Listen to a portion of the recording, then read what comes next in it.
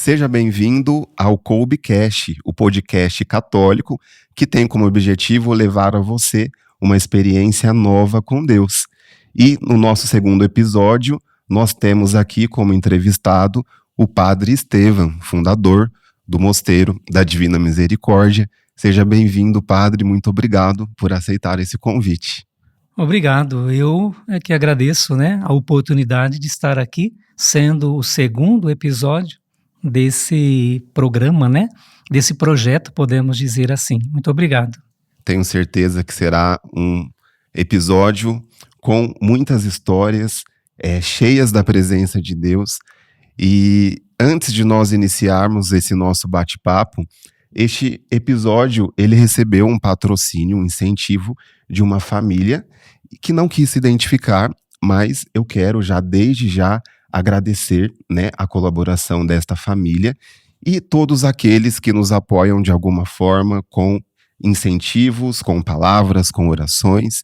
E se você quiser também ajudar esse projeto, tiver uma empresa ou quiser colaborar de alguma forma, pode também entrar em contato e nos ajudar a evangelizar. Padre Estevam é o seu nome, no momento em que o senhor professou, os seus votos. E eu gostaria de entender melhor um pouco, Padre, este processo, conhecer o seu nome de batismo, porque há uma mudança de nome, correto? Sim. Sim, meu nome religioso, então, é Padre Estevam Maria da Divina Misericórdia. É o nome religioso, o nome monástico. Mas meu nome de batismo é, então, Padre Vanderlei Gomes de Mendonça, que eu recebi de meus pais.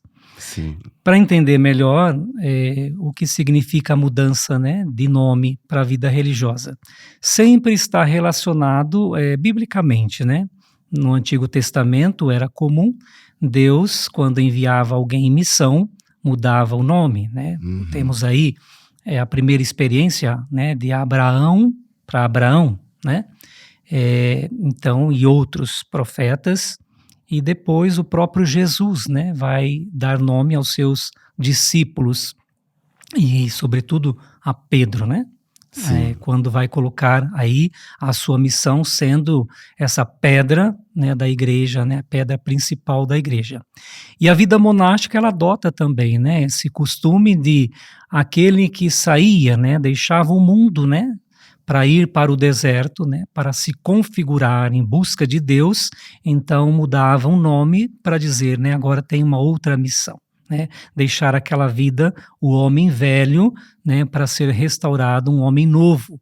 Então, uma mudança dentro, de uma busca de Deus.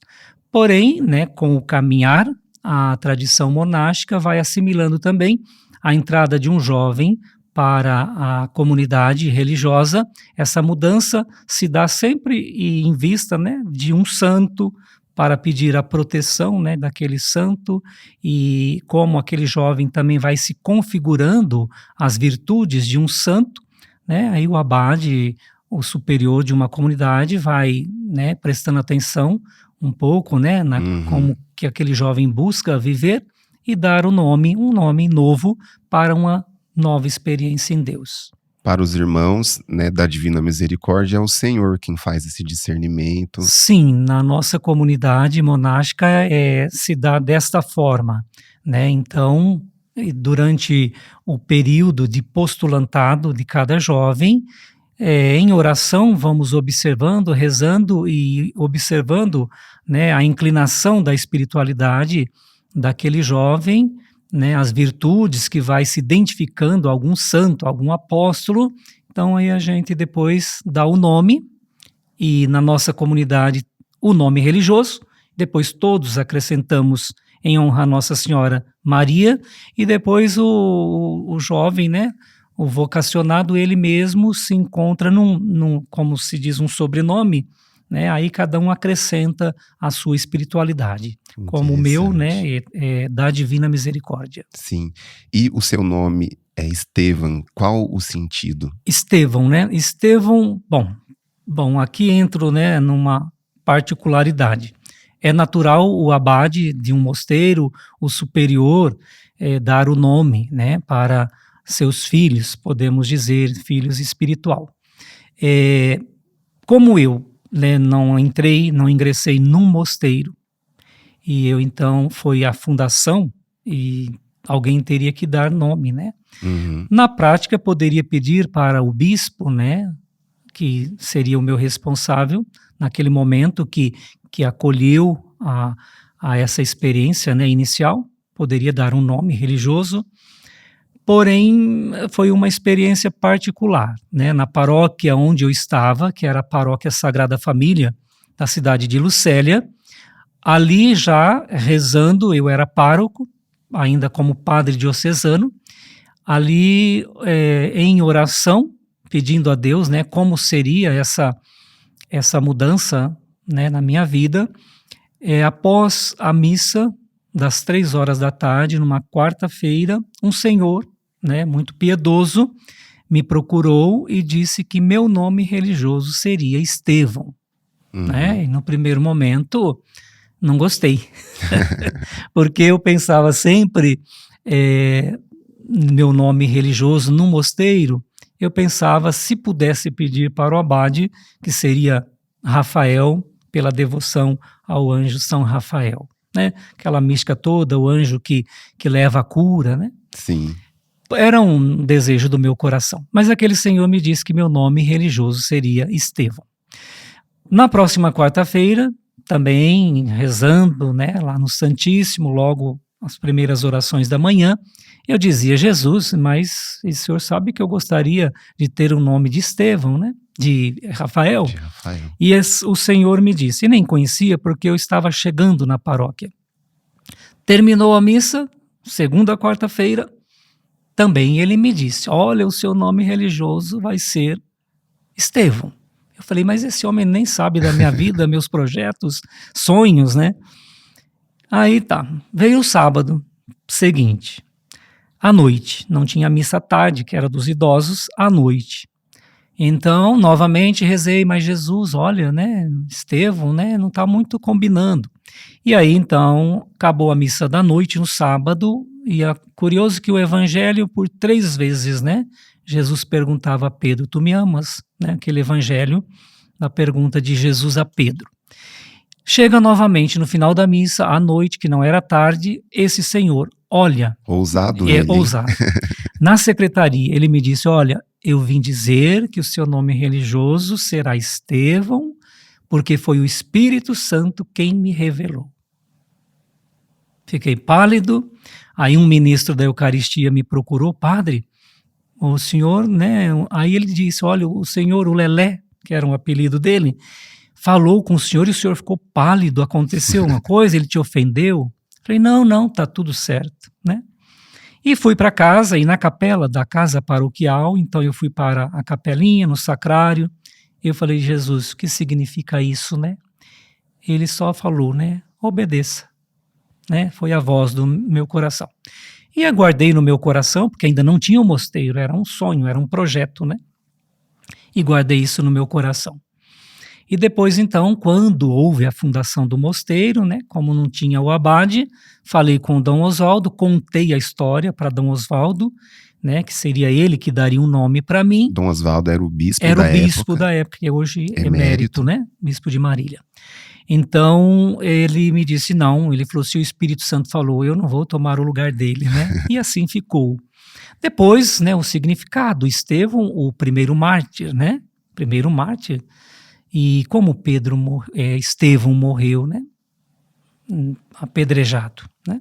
E aí eu fui entendendo, né, no caminho, né, todas as pedras que precisaram ser removidas e ainda vão precisar, né? Sim. Tinha tudo a ver com essa morte, né? Todo um sentido. De Estevão, com a minha morte, né? Essa mudança de vida, de uma vida diocesana, né? Que é digna, bela, porém a vida monástica exige outras mortes, né, e enfrentamos algumas pedras, né? Sim. Então, mais ou menos isso, né? Eu confesso que eu estou bem curioso para entender como o Padre Estevão chegou à vocação monástica, como foi a fundação do Mosteiro da Divina Misericórdia.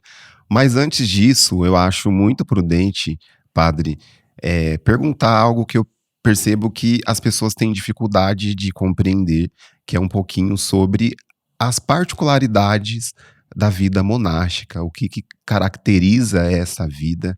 O senhor pode nos contar um pouco mais sobre isso? Sim, Gil. Bem, a vida monástica, ela existe antes de Jesus, né? Quando nós recorremos biblicamente, nós encontramos ali relatos de comunidades que já viviam, se isolavam um pouco do barulho da cidade, né? Toda a tribulação por exemplo, Jerusalém, né? Existe um mosteiro, as ruínas ainda hoje, né?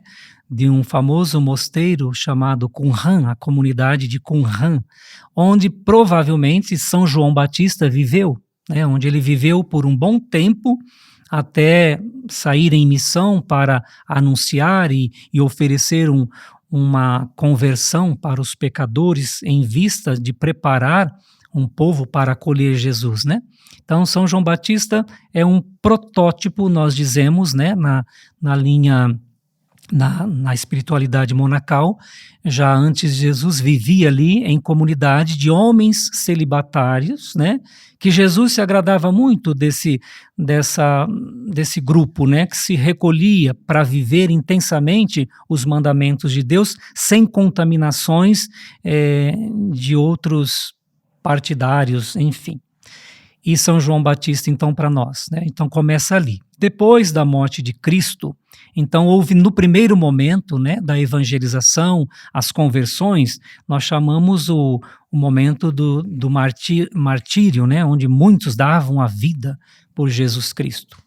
Depois, logo no Oriente, começa, né, logo mais cedo, de homens e depois mulheres também, que se refugiavam, né, no deserto, nas montanhas, eram os eremitas, né, que se refugiavam para viver intensamente e buscar Deus, né, combater aí com o demônio, né, para viver Deus. Depois, no Ocidente, nós temos então aí a grande ajuda para a vida monacal, para nós, né, principalmente no Ocidente, São Bento, né, no ano 500, por volta do ano 500 aí, ele então faz essa experiência também de deixar Roma, né, a grande cidade com todas as perturbações, né, todo o barulho, e se refugia a Subiaco, né, aí uma origem mais próxima e para a gente entender. São Bento refugia do barulho a Subiaco, e ali então ele faz uma experiência profunda por mais ou menos 3 anos, numa gruta em Subiaco, e ali os pastores, né, aqueles que viviam ao redor, sabendo da existência deste homem, e então vai buscar ensinamento da palavra de Deus. E aos poucos foi se criando comunidades em volta de São Bento, e aí ele então funda as primeiras comunidades chamadas, né, na vocação monástica, as comunidades cenobíticas, ou seja, pessoas que vivem juntos em busca de Deus, com uma doutrina, né, com uma disciplina. E é São Bento que vai regularizar toda uma disciplina de oração, de trabalho, né, e o famoso lema, né, beneditino, ora te labora, né, que é rezar e trabalhar, né? E aí cresce, e depois as fundações de tantas comunidades, e em volta dessas comunidades monásticas na Europa, então surgiam também as cidades, né? Porque eles queriam morar perto desses homens de Deus e aprender deles a cultivar, né, o campo, a lavoura e tantas coisas mais contribuíram, né, à existência dessas comunidades monásticas, né? Então aqui só para a gente entender um pouco essa diferença, né, a sua pergunta aí. Então essa diferença entre eu que fui padre diocesano, né, acho que é por aqui, né, que para comentar um pouco. Primeiro eu sou chamado a ser padre, sacerdote, né, e entro num seminário. E me torno sacerdote, mas já com um apelo interior, né, uma busca de algo mais. E quando eu fiz a filosofia, né, eu entrei numa comunidade religiosa, e estudei a filosofia morando em Osasco, na comunidade de Jesus Sacerdote, e eu fazia filosofia no Mosteiro São Bento. Então lá eu tive o contato com a vida monacal, estudava no mosteiro, né, no colégio deles, porém conhecendo a vida de São Bento, que era mais rural, mais refugiada do barulho, né, a minha busca era essa experiência, né, de sair um pouco do barulho, distanciar para viver mais a vida contemplativa. Mas eu obedeci o meu diretor espiritual, né, que depois me encaminhou para a Diocese de Marília, para fazer toda a teologia, me tornar sacerdote e depois confiar na inspiração divina, no momento dele e acontecer. Então eu cultivei isso no meu coração, mesmo como seminarista, depois como sacerdote. E na época, Dom Oswaldo, né, quando foi me ordenar, eu disse para ele todas essas inspirações. E ele disse, olha, né, na época, Vanderlei, ele falou, você se ordena, você trabalha, faça um trabalho diocesano, paroquial, e ali Nosso Senhor vai confirmar a sua vocação. E foi assim. Trabalhei então 3 anos numa paróquia como vigário, lá na cidade de Garça, paróquia São Pedro, e depois então fui transferido para ser pároco na cidade de Lucélia, Sagrada Família. E lá, 1 ano sozinho, porque em Garça era uma comunidade de padres, nós rezávamos juntos, tinha uma vida comunitária. Já em Lucélia, morei sozinho por 1 ano, e ali então eu tive a certeza que meu chamado era viver em comunidade, rezar em comunidade e aprofundar aí o mistério da vida contemplativa. Bem, como era diocesano, então a minha busca foi retornar, né, a essa escuta, e fiz um pedido na época a Dom Oswaldo, ao conselho da época, e foi aceito para eu ir para a Itália, na primeira comunidade onde eu estava, para ficar 1 ano, permanecer 1 ano numa casa de retiro, né, nas montanhas, né, no norte da Itália, na região trentina, que tinha lá uma casa de retiro, permanecer ali em vida de oração e escuta. Porém, neste momento, estando na casa paroquial em Lucélia, eu já rezava o terço da Divina Misericórdia, mas sem aprofundar e sem conhecer a vida de Santa Faustina.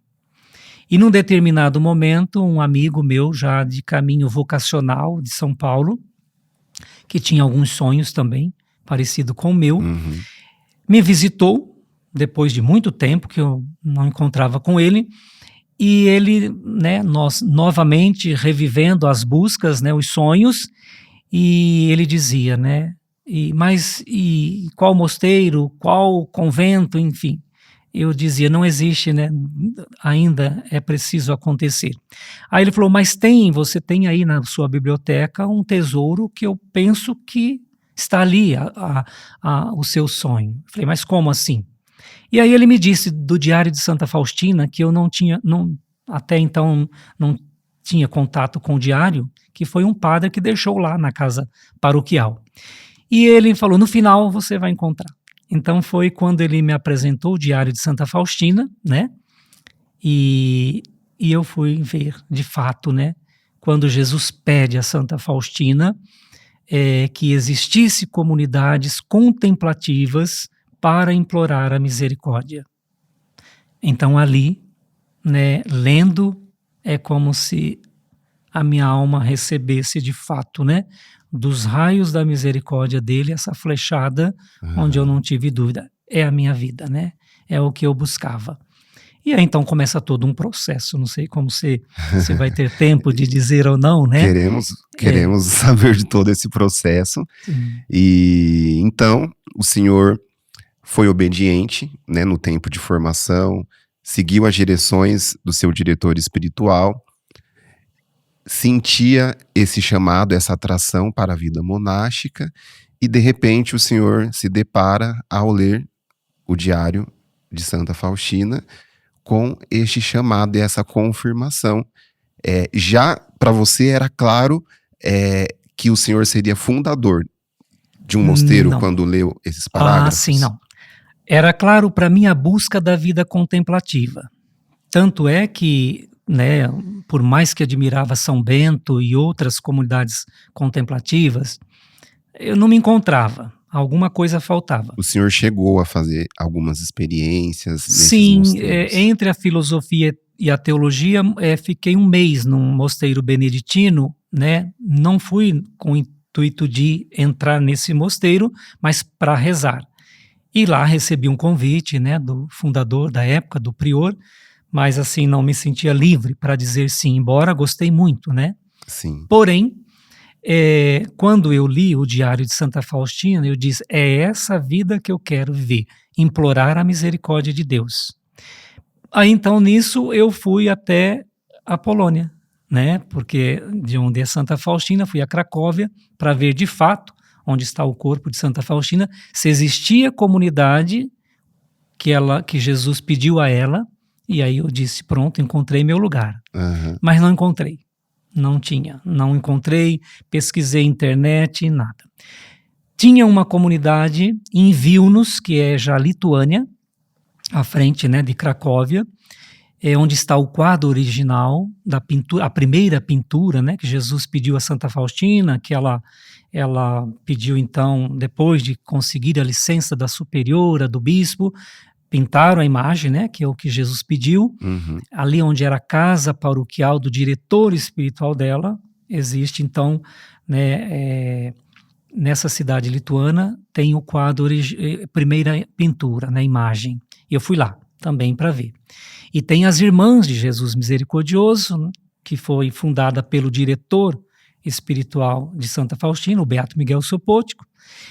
E aí eu perguntei para elas também, vocês conhecem aqui na Lituânia alguma comunidade? Porque daí eu venho, né? Mas não tinha também. Voltei um pouco decepcionado e falei, e agora, né? Aí conversei com Dom Oswaldo, meu bispo. Aí ele me disse assim, bom, então se não tem essa comunidade masculina contemplativa, você deve começar. Nossa. Bom, aí começa então toda a mudança, né? Porque já tinha um projeto para ir para a Itália, e depois então em oração, mas Senhor, é isso mesmo, né? Que o Senhor quer de mim, se não tenho uma comunidade contemplativa? E aí vem, né, os sinais. Então agora, como eu sou meio incrédulo, meio Tomé, e difícil de entender claramente, né, os desígnios de Deus, eu apelei para Santa Teresinha do Menino Jesus. Já foi foi o apelo. Falei, agora é a vez de Santa Teresinha me ajudar. Terminando uma missa também na capelinha da Santa Casa em Lucélia, na comunhão, eu falei, Santa Teresinha, a senhora é amiga de Santa Faustina, né? Porque elas têm uma intimidade muito grande, né? No diário, Santa Faustina sonha com Santa Teresinha, né? Um sonho bonito que ela teve. E aí eu pedi, então, me ajuda a entender, né? Se eu devo ir mesmo à Itália, fazer essa experiência, retornar a essa congregação tão importante para a igreja, né? Que é a congregação de Jesus Sacerdote, que tem o carisma também de rezar, se santificar pelos sacerdotes. Eu falei, bom, se eu devo ir lá, então que eu ganhe, né, uma rosa amarela. Né? Ainda escolheu não, vermelha, né? A rosa vermelha para a Itália, para não né? ter dúvidas. Agora, se eu devo, então, aquietar meu coração, viver na paróquia, porque o bispo dizia, é uma pena, né? Você deixar a paróquia nesse momento, porque eu estava fazendo todo um trabalho de espiritualidade, né? Para a comunidade de Lucélia. E ele falou, mas tudo bem, mas se eu devo ficar, Santa Teresa, então que eu ganhe uma rosa amarela. Agora, se eu devo, então, iniciar essa obra, que é da vontade de Jesus, que eu ganhe uma rosa branca. Bom, são essas coisas de criança ainda na fé, né, que precisa de sinal. Sim. Né? Que eu sou criança até hoje ainda, viu? E aí, então, eu dizia, tá bem. Acabou a missa, toda quarta-feira eu ia à comunidade rural rezar missas, né, das comunidades rurais. Porém, naquela quarta-feira não tinha, eu disse, então vou aproveitar, fazer uma visita a esse senhor que falou que meu nome seria Estevão, que ele tinha feito a cirurgia, quebrou o fêmur, já com seus quase 80 anos, e eu fui.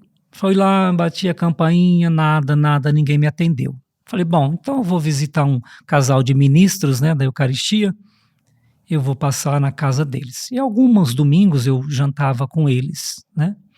E eles têm um filho, que na época criança ainda, 10 anos, o Lucas, e naquela, né, eu bati a campainha e aquela criança chegou assim no portão: padre, o senhor tem uma rosa branca para me doar? Eu fiquei mudo, né? Uma rosa branca? E saiu correndo, foi pro quarto. Aí eu peguei e disse para a mãe dele, né? Silmara, por que o Lucas quer uma rosa branca? Ela falou: não sei, padre. Aí depois, na hora da janta, ela perguntou: Lucas, para que você quer uma rosa branca? Para fazer uma experiência. Uma experiência. Fiquei quieto, não comentei nada, guardei no coração. Chegando em casa, fui para a capela, fui para o sacrário. Jesus, eu te pedi, né, uma rosa branca, se era para iniciar. Aí veio no meu coração, né? Mas não é você que tem, né, que pedir uma rosa branca. Eu estou te pedindo essa rosa branca. Comece essa experiência, né? Então, aquele menino, Jesus falando, né, eu quero uma rosa branca para uma experiência.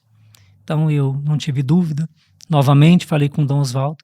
Então, Dom Oswaldo falou: então é bom que você inicia, né?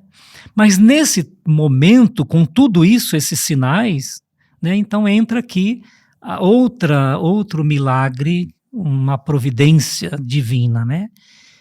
Que deu assim a certeza, não, então eu devo começar. Estou falando muito, tá bom? Não, por aí? tá maravilhoso. Né? Em que ano foi isso, padre? Isso foi em 2008. 2008. 2008, estando na paróquia. Sim. Então, um tempo curto, né? De 15 anos, muita coisa aconteceu e Deus, respeitando também o seu tempo, o seu processo, mas também, através da divina providência, te dando os sinais e te ajudando nesses passos, né? Tão difíceis. Mas e aí, como que foi a partir desse momento em que se confirma a experiência? Que se confirma esse chamado? Sim. Como concretizar isso? Sim, diante, né, daqueles sinais que nós necessitamos, né, enquanto pessoas, né, limitadas, né, a saber dos sinais divinos, diante de tantos sinais que foram acontecendo, né, o sim do bispo, né, quando o bispo autorizou, né, a minha experiência. Ele autorizou, eu disse: aqui tem, né, a mão de Deus. Porque na obediência, o que o bispo fala para nós e acolhe é a vontade de Deus. Então, quando Dom Oswaldo, né, disse: pronto, então pode fazer essa experiência, então não tive dúvida e iniciou-se a vontade de Deus na minha vida. Depois foram aparecendo os jovens, né? E então iniciamos propriamente essa experiência. Porém, foram a experiência de 2 anos. Depois, então, aprovada, aí passou para aquela experiência que nós chamamos de ad tempo, 5 anos, né, desse ad tempo. E depois, para se tornar uma obra, primeiramente, né, diocesana, de direito diocesano, então aí foi também outras lutas e compreensões da vontade de Deus. Então, neste momento, surge a junção, né, da fraternidade, né, dos irmãos da Itália, né, onde também vai acontecer o sinal que está no diário, né? Porque quando Jesus pede a Santa Faustina, né, essa obra da misericórdia, ele apresenta, e acho que vale a pena eu ler, né? Sim. Então aqui também tem, eu vou ler, com licença, né?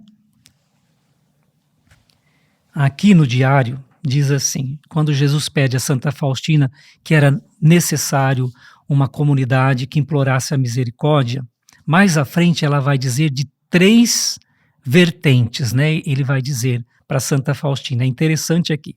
Então, ela compreende: o Senhor me fez conhecer a sua vontade como que em 3 matizes. Em 3 matizes, né?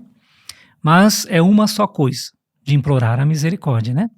Então diz assim: o primeiro é aquele no qual as almas, isoladas do mundo, arderão em sacrifício diante do trono de Deus e pedirão misericórdia para o mundo inteiro, que é a nossa espiritualidade, e pedirão a bênção para os sacerdotes. Por quê para os sacerdotes? Porque são os instrumentos da misericórdia de Deus no mundo, né? Faz as vezes de Cristo. E por sua oração prepararão o mundo para a última vinda de Cristo. Isso aqui é muito sério, né? Sim. Uma responsabilidade. Que missão. Preparar o mundo. Então, nessa primeira matiz, né? Nós nos encontramos as almas contemplativas, né? Separadas do mundo, né? Em vida monacal, para implorar a misericórdia. Depois, o segundo grupo, né? Ele vai dizer, o segundo é a oração unida com a obra de misericórdia. Especialmente, defenderão do mal as almas das crianças. A oração e as obras de misericórdia encerram em si tudo o que essas almas devem fazer. Na sua comunidade, podem ser aceitas até as mais pobres, e no mundo egoísta, procurarão despertar o amor, a misericórdia de Jesus. Então, compreendemos que são os irmãos de vida missionária, né, que têm, né, o dever de anunciar a misericórdia, implorar a misericórdia, mas também realizar obras de misericórdia, principalmente acolher crianças indefesas, né, para expressar a misericórdia de Deus. Que já existe comunidade assim, né? Depois, o terceiro grupo, a terceira matiz o terceiro é a oração e o ato de misericórdia não obrigatório por votos, mas pela sua realização. As pessoas poderão participar de todos os méritos e privilégios da comunidade. A esse grupo podem pertencer todas as pessoas que vivem no mundo. Olha que bonito, né? Então, é aquilo que é comum das ordens religiosas, né? Então, tem aqui no nosso caso, então, as almas contemplativas que estão mais recolhidas para garantir a vida de oração, que é a oração da igreja, toda a liturgia, que é a vida monacal. Depois, aquelas que estariam mais abertas às missões e cuidar de crianças, orfanatos, asilos, enfim, obra de misericórdia. E os leigos que podem participar do carisma, né, que aqui nós chamamos de oblatos, e vão estar no mundo, com a família, no trabalho, anunciar a misericórdia, divulgar, e depois também fazer atos de obras de misericórdia corporal, né, que é toda uma assistência aos que precisam. Então, aqui no diário está fundamentado o carisma, né, desta obra, que é a Divina Misericórdia.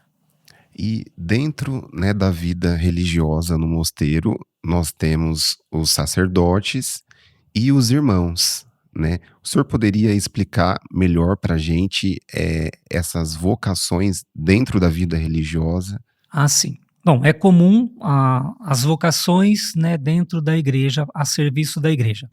Então, é comum os sacerdotes diocesanos, que todos participam, né?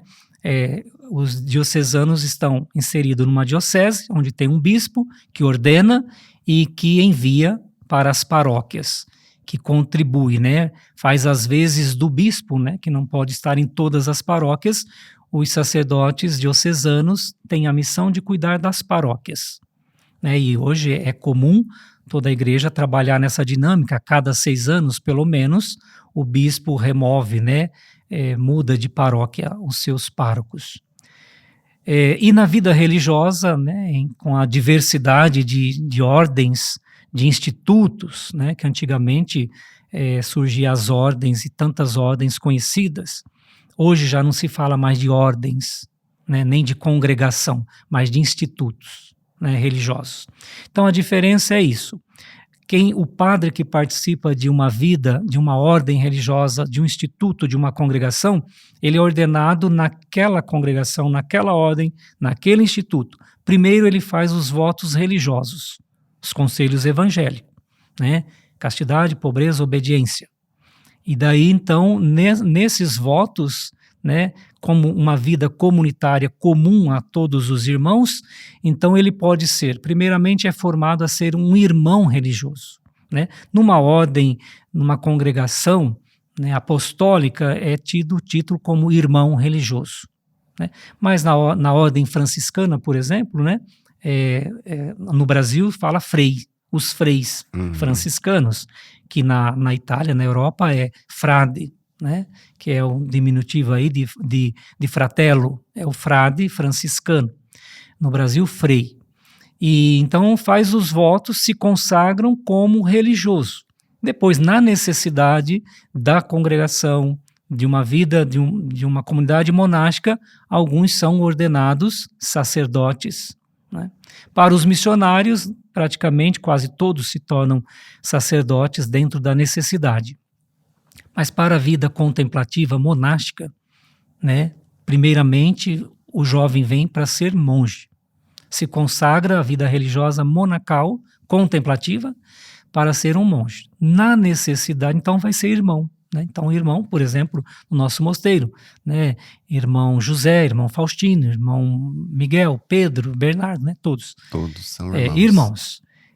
Porém, alguns são ordenados sacerdotes para, né, para servir primeiramente a comunidade monacal, comunidade religiosa, servir ali.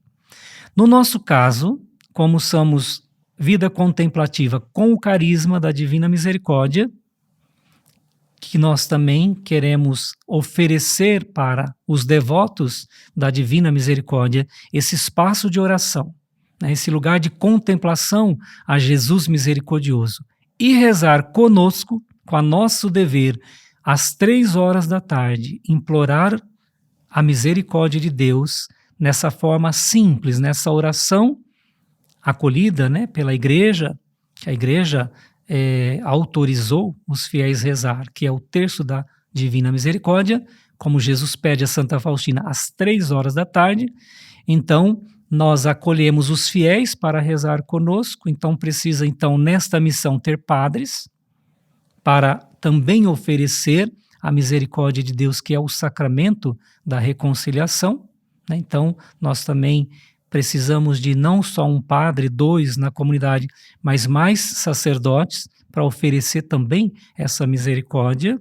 Então, para o nosso carisma, vai ser comum ter vários sacerdotes, né? Mas nem todos serão sacerdotes, alguns serão irmãos pelos votos religiosos, os conselhos, né, professados. E então é assim, Sim. Nessa diferença, uns irmãos, outros sacerdotes, né? Então, na igreja existe os padres diocesanos, que estão à função do bispo, na sua diocese, não sai da diocese. Os religiosos, dentro de um carisma, e aí deve a obediência também. Para os missionários, a vida apostólica das congregações, aquele padre, aquele religioso vai onde o superior pede, onde a congregação manda, envia. Pode ser no Brasil, pode ser fora do Brasil, né? Agora, na vida monacal, não, a vocação é sempre dentro do mosteiro. Se consagra naquele mosteiro, a menos que um dia vai fundar um outro mosteiro, aí aqueles irmãos vão para fundar outro mosteiro. Mas ao contrário, a vida é ali dentro, né? É dentro do mosteiro. Certo. Isso. E na vida religiosa, né, há essa experiência da vivência dos conselhos evangélicos, a pobreza, a castidade e obediência. E eu vi que o Mosteiro da Divina Misericórdia professa um quarto voto. Sim, nós temos um quarto voto, que é o total abandono à vontade de Deus. Como se vive isso? Passa pra gente essa dica preciosa, o abandono. É muito bom, é muito bom. Aliás, é o segredo, né, da nossa vida consagrada a Deus e de todo batizado, né? Quando compreende que a nossa vida está nas mãos de Deus, nós não fizemos nada, né? Não depende de nós a nossa existência. Então, quando o cristão ele compreende que a vida está nas mãos de Deus, é o encontro da paz, né? Tudo está nas mãos de Deus. Não cai uma folha de uma árvore se Deus não permite. Não cai um fio de cabelo da nossa cabeça se Deus não permite, né?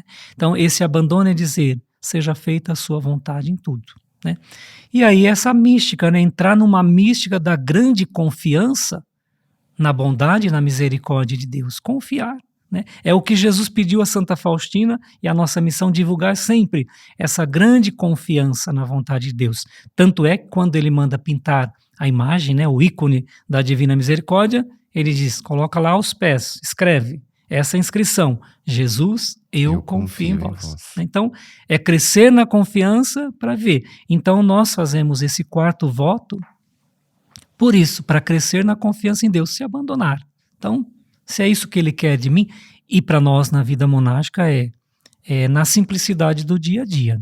Por exemplo, nós temos, cada semana muda, né, todo o trabalho, porque no mosteiro nós não temos funcionários, né, nós que fazemos tudo, né, nós rezamos, nós dormimos, nós comemos, para comer tem que cozinhar, né, então nós cozinhamos, nós vestimos roupas, hábitos limpos, mas alguém tem que lavar, né?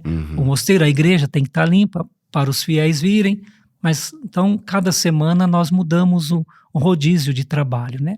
Então a mística, esse abandono total à vontade de Deus é gerar no coração assim, né? Essa semana Deus me quer cozinhando, né? E então eu vou cozinhar para quem? Para Jesus. Então, com amor, né? Eu vou fazer aquela comida na simplicidade da vida contemplativa, né, da vida religiosa, com a sua pobreza toda, com aquilo que ganha, com a providência que vem, eu faço para Jesus, né? Tive fome e me deste de comer, Jesus disse, né? Então é nessa espiritualidade, esse abandono. Não, essa semana Deus me quer cozinhando. Essa semana Deus quer que eu lave a roupa de Jesus, né, do meu irmão, né? Tive nu, me vestiste, né? Me vestiste. Enfim, bom, cada detalhe da vida, esse abandono é acolher como vontade de Deus e se realizar, né? Mais ou menos por aí. Sim, e ter uma docilidade, né, em aceitar. Sim, é o segredo, né? Eu penso que na vida comum de todos os fiéis, né? Bom, eu tenho um trabalho para realizar, para sobreviver, sustentar minha família. Eu vou, né, vamos supor, numa fábrica de biscoitos, né? Eu tenho que fazer biscoito. Eu vou fazer a vontade de Deus. Deus me pede isso, é daqui que vai ser o sustento. Agora Deus permite isso. Amanhã eu posso ser o gerente da fábrica, mas hoje ele pede que eu faça biscoito. Né? E é um processo muito difícil para nós. É um abandono. E é imitar Jesus, né? Quando Jesus veio, é Deus, né? Vem. Ele veio na gruta de Belém. O Pai quis que eu fosse uma criança, eu vim ser uma criança.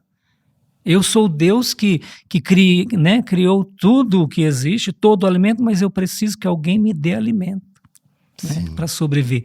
Jesus é imitar essa vinda, essa kênose, essa descida de Jesus, ser nada para que nós, né, encontremos o tudo que é Deus. Né?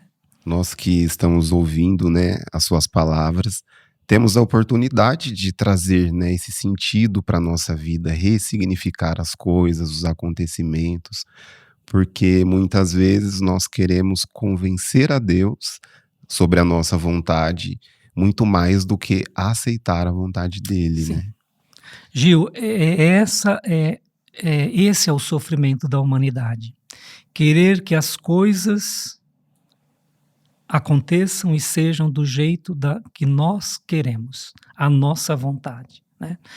E aí é o sofrimento porque aí é a experiência bíblica, a experiência de fé. A nossa vontade com o pecado original, ela foi decaída. Ela tem um estrago aí no meio, né? É o egoísmo, né? Essa tendência egoísta, né? De trazer, né? E aí entrar nesse abandono à vontade de Deus é deixar Deus realizar através de nós, e aí as coisas, aí nós experimentamos o céu, né? Já antecipamos o céu. Simplesmente deixar Deus ser Deus, né? E não querer ocupar esse lugar que é dele. Sim. O senhor fala muito sobre a vida contemplativa. Na prática, como que ela acontece? O que é ser contemplativo? Sim. Na prática, né, às vezes fala a vida contemplativa, né, pensa que as pessoas ficam fora do mundo, né? É igual, né, estar lá no mundo da lua, né, olhando as estrelas, a lua. É até interessante, porque ali no mosteiro aqui em Marília, né, a gente está vendo uma curiosidade. E em Lucélia a gente não via muito, né? Porque eram as pessoas que iam para rezar e era aquilo. Aqui, por ser cidade grande, né? Então vão muitos, além de cristãos fiéis para rezar, curiosos e encantados, né? Com tudo. E eles chegam e o que marcou ali, que a gente achou muito interessante, é aquela cruz ali, né? Ao Uhum. lado da igreja. E o pôr do sol é bonito, claro, faz parte, é obra da misericórdia de Deus, o sol, a natureza, mas as pessoas vão lá e se encantam com o sol, e cada vez aumentando, né, o grupo de pessoas, e uns, né, então ali se estende para as energias e tudo mais, e fotos e fotos. E não é isso, contemplar Deus não é contemplar a natureza como obra da misericórdia de Deus, tudo, né, que existe é a misericórdia de Deus, é bondade, é a beleza de Deus. Deus está presente, né, mas não é Deus. A natureza não é Deus, né? Seria um pandeísmo, né, assim, se achar que algo criado é Deus, né? Então essa contemplação se dá no dia a dia, né, mergulhando, bebendo a palavra de Deus, né, é o que nós fazemos na salmodia, essa oração contínua que eu digo para os irmãos que é emprestar a voz para Cristo rezar, falar ao Pai, clamar ao Pai, agradecer ao Pai, né, que Ele inspirou já os salmistas, Ele rezou no templo e agora Ele empresta a nossa voz. Então, essa contínua oração, né, a salmodia, vai criando no nosso coração esse desejo de Deus. Então, no dia a dia, ver Deus em cada coisa, em cada ato, em cada irmão, em cada sorriso, em cada lágrima, em cada sofrimento, em cada notícia, né, é ver Deus, onde Deus está. Né? E depois, é claro, né, com a disciplina, né, com a busca, chegar àquele momento em que um respiro pode dizer, né, alguma coisa para Deus sem falar nada. Ou então também, né, no simples silêncio, Deus se manifestar, né, sem grandes teofanias, né, grandes milagres. Né?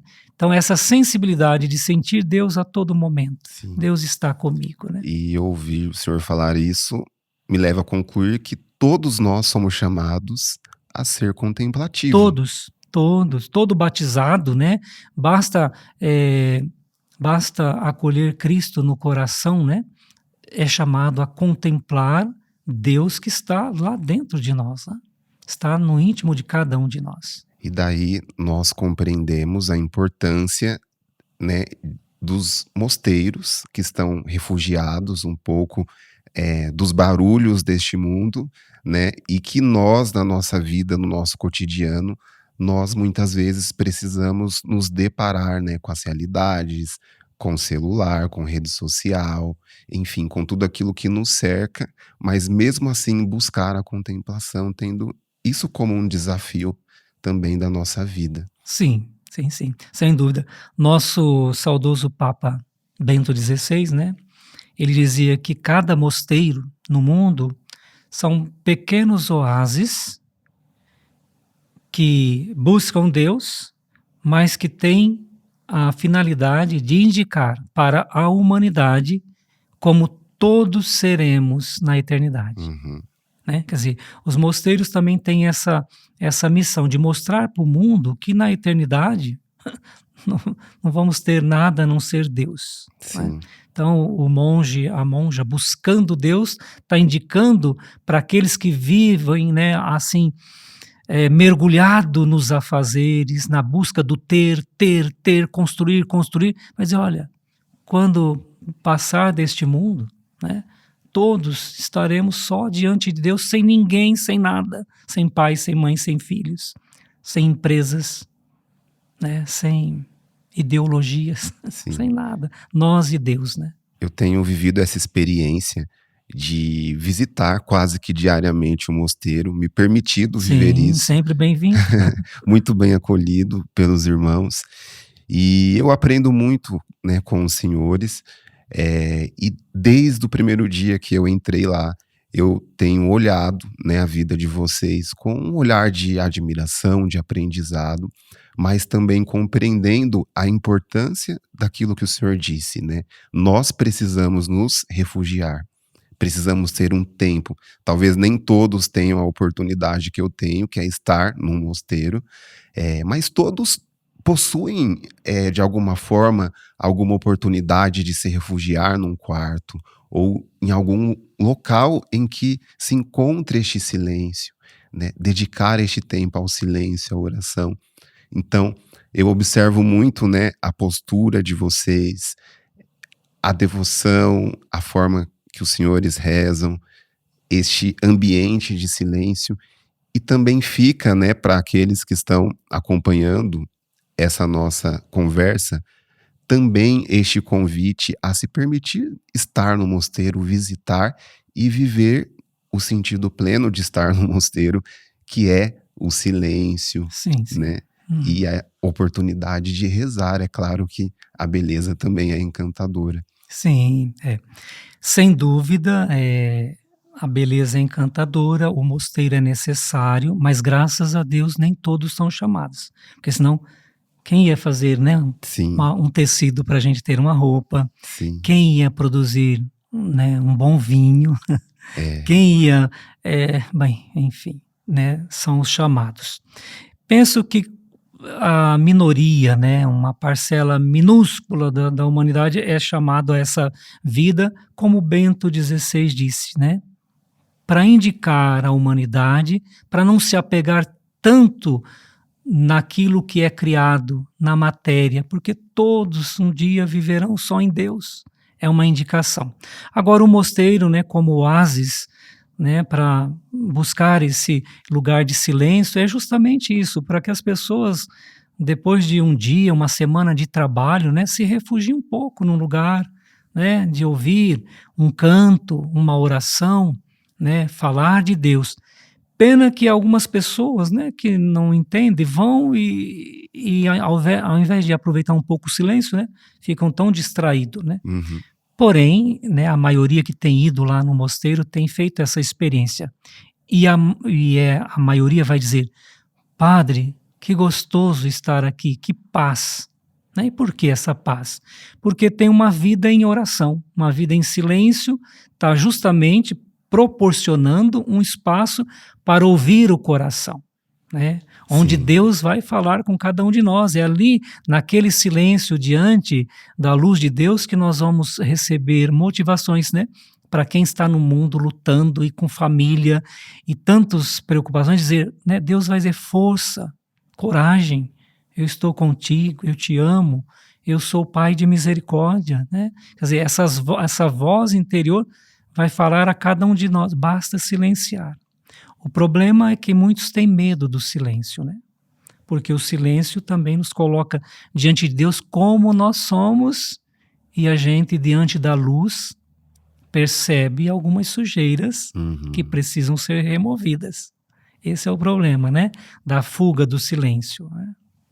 É muito difícil exercer o silêncio exterior Sim, e o sim, interior mais difícil mais ainda. difícil. Mas É, quem experimenta não deixa mais.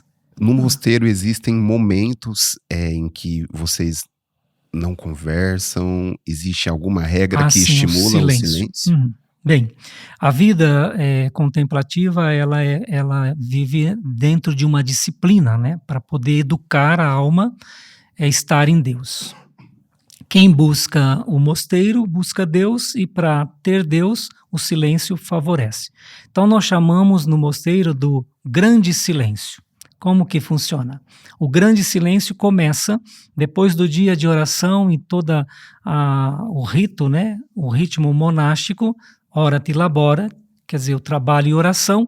Então, né, já esteve lá, participou. Quando nós fazemos a última oração da noite, né, a salmodia, que chama completas, ou seja, completar todo o dia em oração, é que nós cantamos o Salve Rainha, né, em latim, e aí então o silêncio, que os monges colocam o capuz, né, na cabeça, e mais um tempo de contemplação, e todos se recolhem para suas celas, significa, né, aquele toque da última oração, o capuz na cabeça que vai para a cela, é o grande silêncio. Não se fala mais, não se faz mais nada, cada um na sua cela, não se tem barulho, até o banheiro, né, quando vai dar descargo, é o último ali, depois se acorda à noite e não se dá descargo para não fazer o barulho, não romper Uhum. o silêncio da noite para o descanso, né? E depois, quando 5 da manhã, às 4h45, bate o sino para despertar, também os monges levantam em silêncio, não se pergunta nada, não se fala nada, vai para a oração da vigília, né? Reza, volta para a cela em silêncio, para a Lexio Divina, né, que é a meditação da palavra de Deus. Depois, às 6h15, volta para a salmodia, o louvor da manhã, as laudes, tudo em silêncio. Depois, a Santa Missa, aí vai para o café da manhã, quem vai preparar, quem não está na escala, vai para a cela ou fica na igreja. Por isso que vê alguns monges ali no coro ainda, com o Uhum. capuz na cabeça, né? Está recolhido. Depois do café da manhã ainda tem leitura espiritual, claro, numa necessidade, se pergunta uma coisa ou outra, mas conserva esse silêncio até a oração das 9. Depois das 9, então, aí vem o trabalho. Aí sim, os monges podem se comunicar, perguntar e fazer o que tem que fazer, né, durante o dia. Mas sempre naquele recolhimento, né? A educação, a disciplina é um tão, né, suave, até no andar, né? A disciplina caminhar suavemente, imitar os anjos, né? Que não faz barulho para se apresentar, né? Então, é mais ou menos nesse ritmo que acontece o silêncio dentro da vida monacal. Incrível. Sim. E nós temos depois o recreio à noite. Após o jantar, temos um momento de recreio, e aí nós se encontramos, aí brinca, se ri, se fala, né? E aí sim é um momento Para de, tudo de tem um como tempo isso ali. é. Aí é gostoso porque esse momento é bem, é bem querido. Desde o início do mosteiro, chegaram alguns irmãos, né, chamados também a essa vocação, e a gente percebe que é uma vocação de muitas renúncias, muitos desafios. O que o senhor observa em comum, nas pessoas que são atraídas à vida monástica, mas de uma forma especial no Mosteiro da Divina Misericórdia, o senhor consegue observar esta busca em comum? Uhum. Bem, a busca, né, de quem vem vocacionado, primeiramente, muitos são chamados, como Jesus disse, poucos são escolhidos, né? Por quê? Muitos são chamados e poucos escolhidos. Porque poucos se abandonam, né, naquela proposta de Jesus. Como o jovem rico do Evangelho, né? Uhum. Ele chamou muitos discípulos, chamou aquele jovem também para caminhar com ele mais intimamente. Mas não foi capaz de deixar, né? Então não tem como Jesus escolher, né? Então, poucos são escolhidos porque dá uma resposta daquele abandono necessário. Agora, para nós, na nossa comunidade monástica com o carisma da Divina Misericórdia, o primeiro sinal que eu vejo de chamado para esta obra é se o jovem, o vocacionado, é encantado, ou seja, foi cupido pela experiência de Santa Faustina. Essa paixão por Jesus misericordioso, esse desejo de implorar a misericórdia pela humanidade, né? Se é ótimo, né, para eles esse estilo de vida, se agrada, se realiza, né? Então, este é um sinal que eu vejo. Eu sempre falo para o padre Gabriel, que é o responsável pelas vocações: olha, primeiro observa se gosta de Jesus misericordioso, se gosta de Santa Faustina, se tem amizade com Santa Faustina, porque é viver uma vida baseada no diário de Santa Faustina, com suas experiências, trazer para a nossa vida, bem, é a mesma coisa, né? Um São Paulino, né, que não sabe o nome dos jogadores, né? Uhum. Eu vejo na vida dos irmãos uma vida profética, né, como o senhor também já disse, principalmente pelo fato de que os senhores abrem mão de coisas que para nós são essenciais. Então, nós aqui, na vida cotidiana, não imaginamos a nossa vida, por exemplo, sem o uso do celular, né? Não conseguimos ficar um período do dia sem pegar o nosso celular, Sim, por exemplo. E entre outras coisas, como a televisão, alguns entretenimentos. Então, eh, como fecha essa conta, né? Eu já pude conversar com alguns irmãos sobre isso e eu percebo que está tudo muito alicerçado na própria experiência com Cristo, que supera tudo aquilo que para nós é um valor, né? Para nós muitas vezes é um apego, mas nós não conseguimos muitas vezes encontrar esse valor maior em sim, Deus. sim, sim. Então, eu queria que o senhor me falasse um pouco sobre essa experiência espiritual mesmo, de estar ali com Jesus o tempo todo, poder viver esses momentos de oração que o senhor descreveu, que supera tudo aquilo que para nós muitas vezes é, é algo que nós Sim. não conseguimos abrir mão. Bem, para nós, né, cristãos católicos, para nós é real e é uma verdade que Jesus quis, né, antes de enfrentar a sua paixão e ir para o céu na ressurreição, com a sua ressurreição, ele encontrou um jeito de estar conosco, permanente, até a consumação dos tempos, na Eucaristia, o corpo eucarístico, né? Então, para nós religiosos e de forma especial os contemplativos, é uma alegria saber, nós moramos na casa de Jesus, a casa é dele, é ele que está ali, né? É ele que quis, então, a presença real da Eucaristia no sacrário, e nós temos, além da igreja, né, maior que acolhe os fiéis, nós temos a nossa capela interna, onde está o sacrário.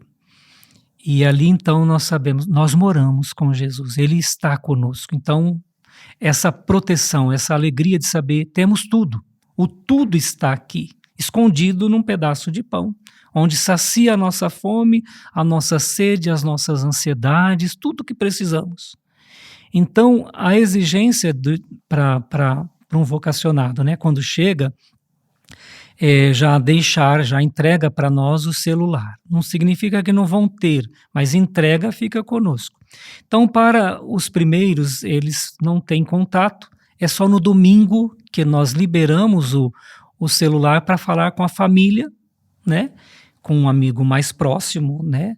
Uma família de forma especial e só. Isso é no aspirantado, postulantado, que vai aí 1 ano, depois noviciado mais 1 ano, depois dos votos, eles vão ter o contato com a internet para os estudos. E sempre, final de semana, né, na nossa folga, no domingo à tarde aí, é sempre esse contato, falar com a família. No começo é muito difícil para os vocacionados, é muito difícil esse rompimento, e a maioria não consegue.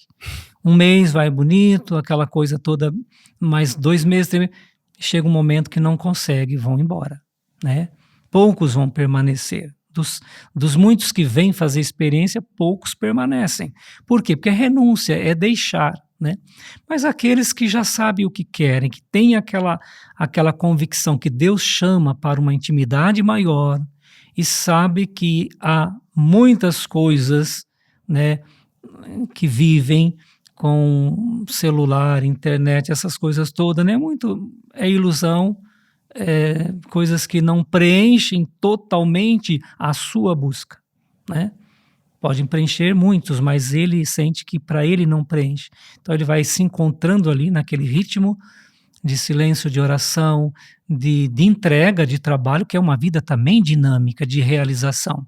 E vão se preenchendo e vai percebendo que, de fato, né, não precisamos disso para viver. Né?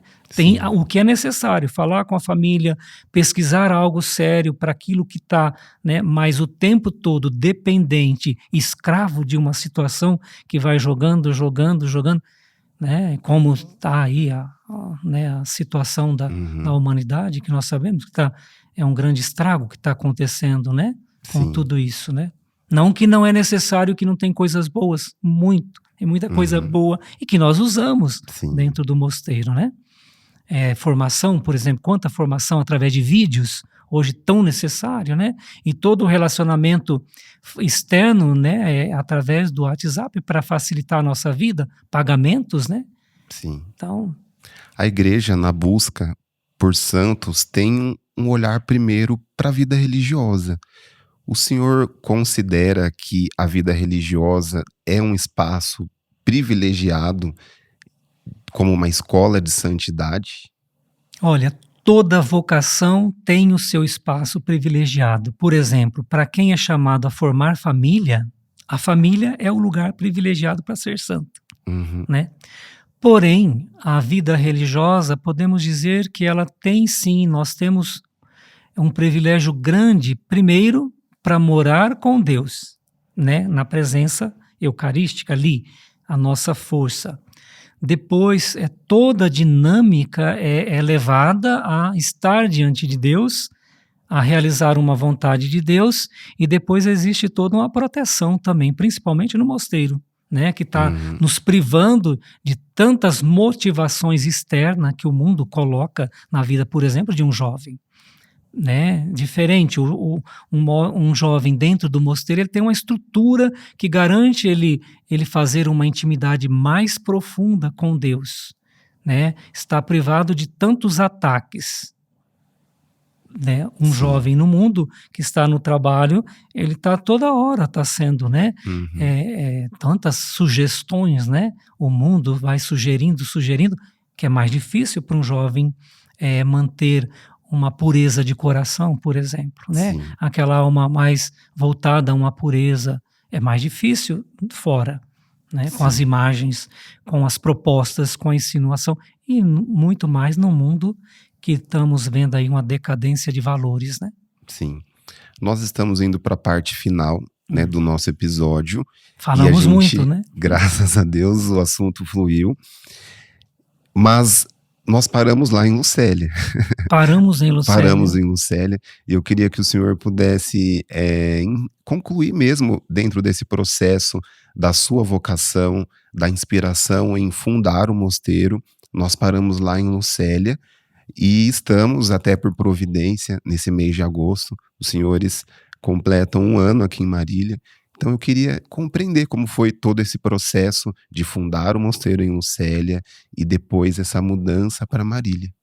Sim, a fundação do mosteiro, né, começa em Lucélia, porque eu estava lá e houve também ali uma grande providência de Deus, através de uma senhora, né, que foi a nossa benfeitora, né, se chamava Lúcia Veloso Rangel, é a nossa benfeitora mor, que nós dizemos, né, toda a nossa gratidão a Deus, essa senhora, que apareceu justamente naqueles sinais que eu buscava, que ofereceu, né, uma propriedade que ela tinha para iniciar essa experiência, por isso iniciou lá.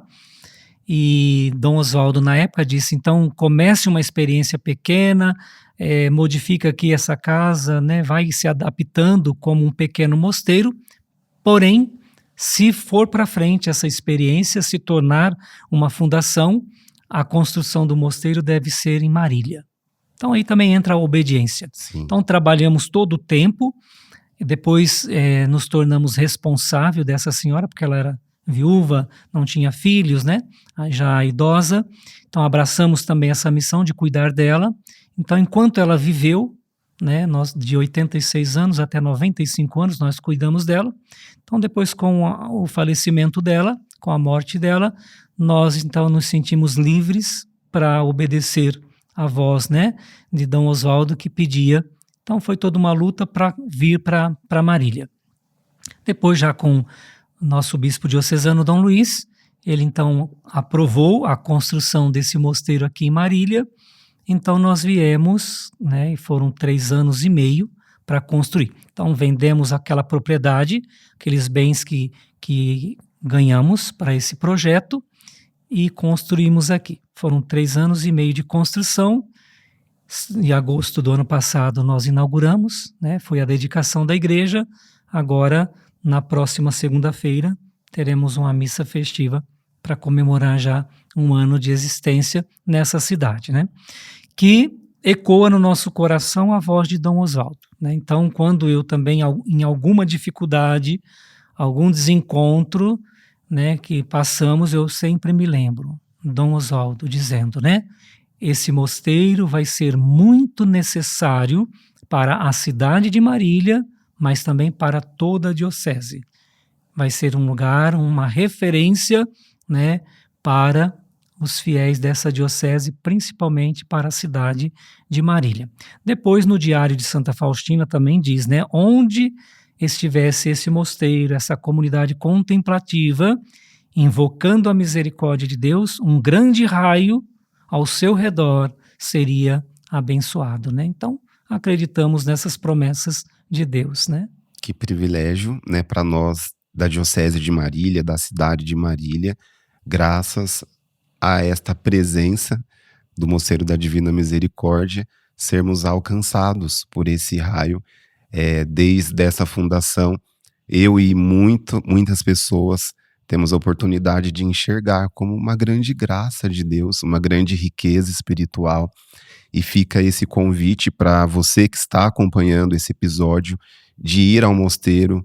Você que é de outra cidade, também seja sempre bem-vindo, né, Padre, ao Mosteiro da Divina Misericórdia. Sim, todos são bem-vindos, né? Lá nós queremos que, de fato, o mosteiro seja esse oásis, né, como Bento XVI dizia, mas também os raios da misericórdia de Jesus, né, que promete, uma das promessas de Jesus, né, a Santa Faustina, é quem implora a sua misericórdia. Quem reza esse terço com devoção alcança do coração dele muitas graças, né? Muitas graças. E nós somos testemunhas. Quantas graças, quantas pessoas passaram, né, em Lucélia, agora aqui em Marília, quantas graças recebem. É promessa, né, dele, e nós não duvidamos. Então, sejam todos sempre bem-vindos para rezar conosco, né, estar conosco e também nos abraçar, né, nessa obra necessária, não só para Marília, mas para a Igreja de Cristo, né? Sim. Há um espaço aqui no nosso podcast para as empresas, né, que quiserem nos apoiar nesse projeto para divulgar os seus produtos ou serviços. E como eu dizia no início desse episódio, este episódio foi patrocinado por uma família, e essa família não quis se identificar, mas desejou que este tempo de divulgação ele fosse compartilhado com alguma fundação da igreja. Então, eu gostaria, Padre, de aproveitar este tempo para que o senhor nos falasse sobre a importância de nós, né, colaborarmos com os mosteiros de uma forma geral e como podemos colaborar com o Mosteiro da Divina Misericórdia. Qual é esta relação do povo com a vida que vocês vivem na Divina Providência? Ah, sim. Tem uma passagem bíblica, né, que Jesus vai dizer assim, para os discípulos irem anunciar. E vai dizer, né, as casas que vocês baterem, os que acolherem vocês, vocês entram, tomam refeição, né? Os que não acolherem, vocês batem, né, a sandália ali, deixa até a poeira para não levar, né? Agora, os que acolherem, né, aqueles que pelo menos um copo d'água oferecer para aqueles que vão em meu nome, receberão, né? Então é isso, né? Para toda missão depende da providência de Deus, de ajuda, alguém que acredita que o mundo precisa de Deus, né? Então, ser benfeitor, por exemplo, de um projeto desse, né, que tem essa missão de transmitir algo que é de Deus, né? Motivar as pessoas a serem de Deus, e também toda obra, toda congregação, toda paróquia que necessita de providência, quem ajuda, né, primeiramente é porque tem uma experiência com Deus, acredita que o mundo precisa de Deus, embora estamos vivendo uma sociedade que querem tirar Deus, né, cada vez mais querem tirar Deus, mas nós sabemos, né, quem está por trás disso. O demônio não quer que Deus seja anunciado, né? Então ele usa e contamina tantas situações, né? Porém, aqueles que têm essa certeza que o mundo precisa de Deus, acredita. E se não pode ir em missão, se não pode fazer às vezes, né, de um padre, de um religioso, de um apresentador, de alguém que está motivando, né, através da rede social, ajude, né? Ajude porque feliz é quem pode ajudar. Sofrido é quem precisa de ajuda, né? Então, ajudar, e às vezes nós pensamos que ajudar as pessoas é só dar comida, né? Só dar uma roupa que já não serve mais para nós. Não, mas ajudar também que a pessoa conheça Deus é o bem maior, né? Para patrocinar pessoas que querem ser de Deus, né? Tem uma grande recompensa de Deus. Então, nós também lá no mosteiro, como todas as ordens, vivemos de providência e de trabalho. Ora te labore, né? Nós fazemos os pães, biscoitos, né? Temos lá na portaria, os meninos fazem muitos pães. Os famosos pães. Sim, graças a Deus, né? Está nos ajudando muito, né? E o povo tem colaborado comprando os pães dos monges, né? Mas também a doação, né? Se o que quiser doar para ajudar a obra, né? E dizer, eu estou ajudando, né? Deus ser conhecido, né? Não está ajudando o padre Estevão, aqueles monges, ou as clarissas aqui, ou um padre, uma paróquia. Está ajudando Deus ser conhecido, amado e vivido, né? Sim. Padre, o nosso último momento aqui no Coubecast é o confessionário Coubecast. O senhor já até se ajeitou. O senhor deseja entrar no confessionário? Aliás, eu já fui hoje na confissão. O nosso confessor já chegou cedo, eu fui o primeiro. E hoje temos uma bênção bonita, né? Porque hoje as confissões garantem indulgência plenária, né? Que é o perdão de Assis, né? Que São Francisco pediu a Jesus a graça como que fala, da indulgência plenária, né? Olha que bênção. Hoje é o dia. Então vamos para a segunda confissão, essa não sacramental, mas certo. O senhor, em uma palavra ou poucas palavras, vai nos falar um pouquinho.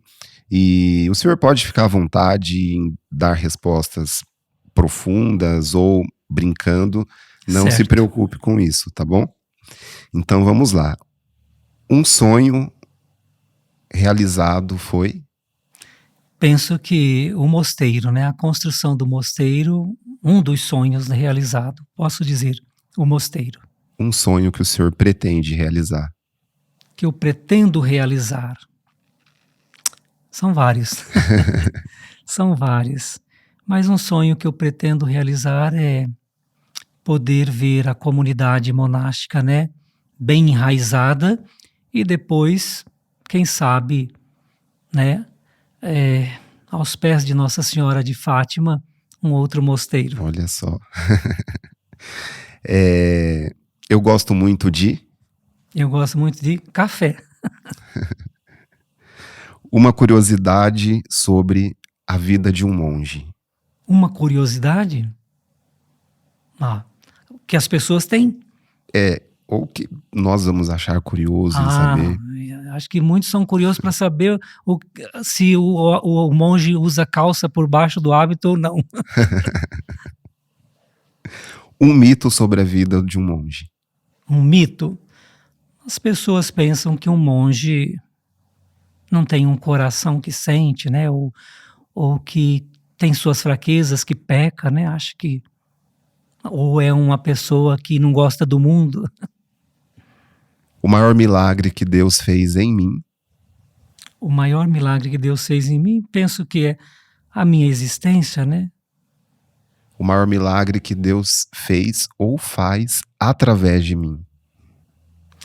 Sim, como sacerdote, sem dúvida, é o milagre de usar essas mãos, né, mesmo miseráveis, para se tornar pão do céu para os fiéis, né? O meu hobby é? O meu hobby, eu gosto de plantas. Tenho medo de? Medo de perder o céu. Minha música preferida é? Minha música preferida? Não sei se eu tenho uma música preferida não, mas eu gosto do canto gregoriano, né, que me faz bem. Sim. Algo que o senhor sente falta da sua vida antes da clausura? Antes da clausura, poder viajar com os meus amigos e comer uma boa pizza.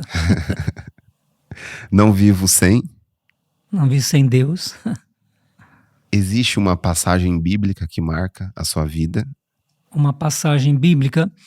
No início do meu processo de conversão, né, quando eu comecei de fato a participar da igreja, essa experiência com Jesus Cristo lá com os 25 anos, uma frase que lá em Isaías dizia, 43, se eu não me engano, dizia, eis meu filho amado, mais ou menos assim, mas que dizia assim, te trago na palma de minha mão.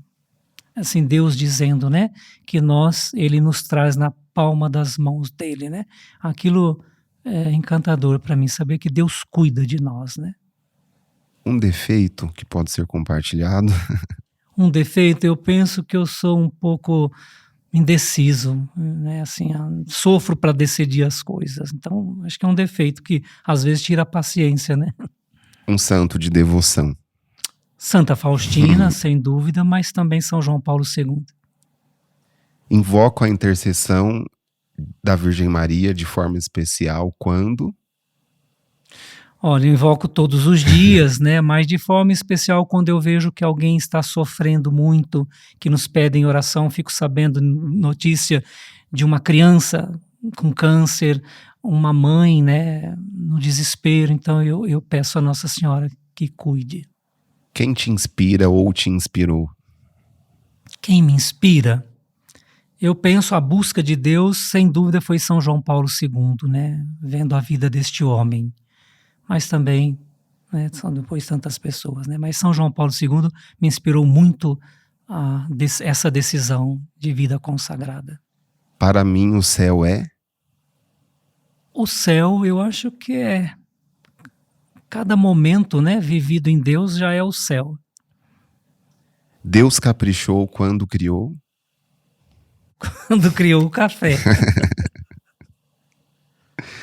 Quando chegar no céu, vou olhar para Jesus e dizer para ele, valeu a pena acreditar na sua misericórdia. De tudo o que Deus sabe sobre o Senhor, do que mais Ele gosta? Que Ele sabe de mim, o que mais Ele gosta? Poxa vida. Eu acho que Ele gosta tudo em mim, no sentido, aquilo que Ele criou de bom, né? Ele gosta, né? Para quem está vendo esse episódio daqui 200 anos. 200 anos. Quem foi Padre Estevão? Padre Estevão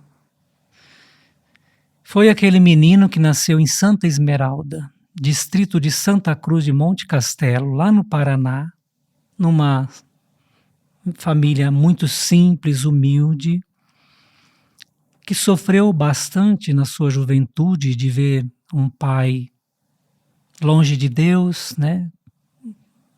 Dependente do álcool, fazia a família sofrer, mas uma mãe que soube amar a família, fazer a vontade de Deus, educar os filhos no amor, e que depois, né, saindo em busca de uma vida melhor, de dar um conforto para a mãe, trabalhando na Nestlé em Marília, ele fez uma experiência com Deus e muda o coração, né? De ódio, do pai, né? Passa a amar esse pai e ajuda esse pai a ser de Deus, e depois entende que valeria a pena, né? Todos os amores que buscava viver e acharia, né, que poderia ser feliz numa vida normal de todo ser humano, encontrar o amor de Jesus, saber que é o amor pleno, que é o único, né, que vai satisfazer plenamente cada ser humano. E se tornou então, né, mesmo indigno, se tornou sacerdote, né, ou seja, um representante de Cristo, fazer as vezes de Cristo no mundo, oferecer o perdão através do sacramento, oferecer o alimento do céu, Cristo, né? E confiar, ajudar as pessoas a confiar em Deus, né? Então, eu penso que esse né, foi o Padre Estevão. Como diz o seu lema, né, quando o Senhor se tornou, né, o Padre Estevão, eterna é a sua misericórdia, e hoje a misericórdia de Jesus se fez presente em nossas vidas, graças ao seu sim, graças à sua história e ao seu testemunho. Eu quero agradecer ao Senhor e a todos os irmãos da Divina Misericórdia, não só por esse momento, mas por tudo aquilo que os senhores vivem pela vocação, pelas orações. E muito obrigado por estar aqui, Padre. Tá bem, eu agradeço e peço, né, que quem puder ouvir, né, esse programa, o segundo episódio, né, Isso.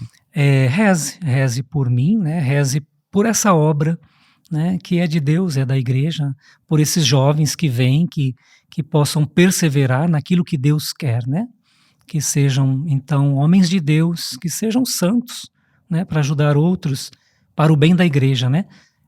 Santa Faustina dizia: Senhor, quero ser santa para o bem da igreja, né? Então, que rezem para que nós sejamos santos para o bem da igreja. Amém.